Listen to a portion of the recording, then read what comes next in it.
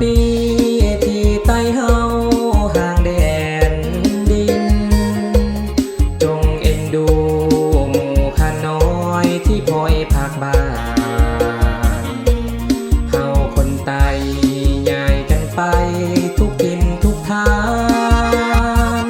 จงหักกันเด้อไต้ดำเฮานะ15 ปีที่ไต้เฮาเสียดายเด้เมืองเฮาเพแสนเสียดายผู้เจ้าเสินลาเพื่อนเคยอยู่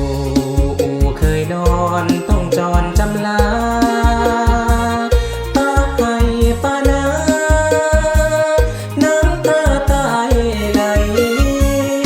15 ปีไต้ดำเฮาเสียแดนเมืองเคยหุ่งเฮืองหมู่ข้าน้อยอยู่สุขสบายลุงแกงตาได้สร้างสาบ้านเมืองไว้ให้บัดนี้จากไกลไต้เสียดายเด้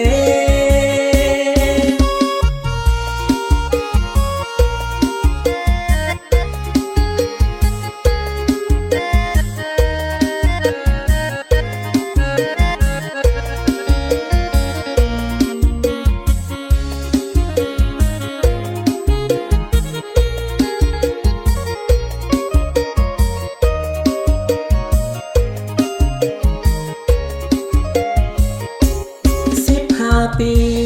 ที่ไต้เฮาห่างแดนดินจงเอ็นดูหมู่ข้าน้อยที่พลอยภาคบ้านเฮาคนไต้ย้ายกันไปทุกทินทุกทางจงหักกันเด้อ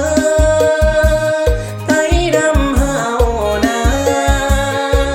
15 ปีไต้ดำเฮาเสียดายเด้เมืองเฮาเพแสนเสียดายผู้เจ้าเสินลา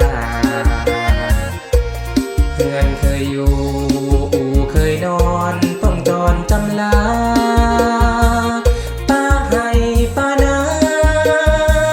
น้ำตาตายไหล15 ปีไต้ดำเฮาเสียแดนเมืองเคยหุ่งเฮืองหมู่ข้าน้อยอยู่สุขสบายลุง